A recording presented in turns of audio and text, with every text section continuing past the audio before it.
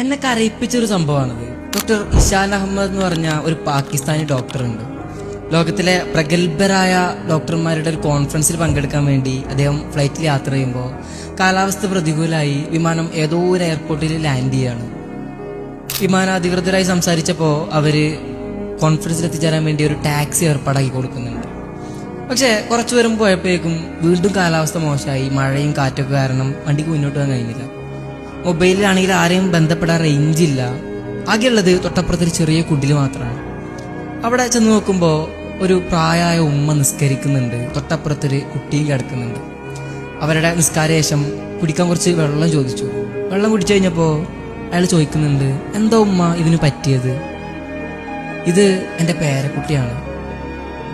വളരെ ചെറുപ്പത്തിൽ തന്നെ ഇവൻ്റെ ഉമ്മയപ്പൊക്കെ ഒരു അപകടത്തിൽപ്പെട്ട് മരിച്ചുപോയി. ഇവന് ഒരു മാറാ രോഗവും പിടിപെട്ടു.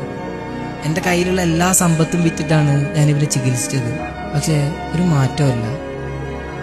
ഇപ്പോൾ നാട്ടുകാർ പറയുന്നുണ്ട് തെക്കൻ പാകിസ്ഥാനിൽ ഒരു വലിയ ഡോക്ടറുണ്ട്, അദ്ദേഹത്തെ കണ്ടാൽ ചിലപ്പോൾ ഇവൻ്റെ രോഗം മാറിയേക്കുന്നു. പക്ഷേ അദ്ദേഹത്തെ കാണാൻ ഒരുപാട് പണം ആവശ്യം വരും, കുറേ കാലം കാത്തിരിക്കേണ്ടിയും വരും. അതുകൊണ്ട് എനിക്ക് ചികിത്സിക്കാനൊരു വഴിയില്ല.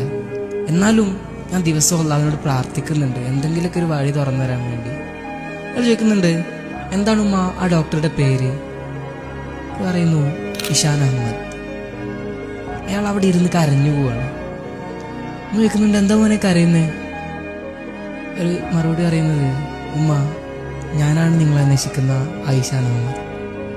നിങ്ങളുടെ പ്രാർത്ഥനയാണ് എവിടെയോ എത്തേണ്ട എന്നെ ഈ നാട്ടിലെ ഈ കൂരയിലെത്തിച്ചത്.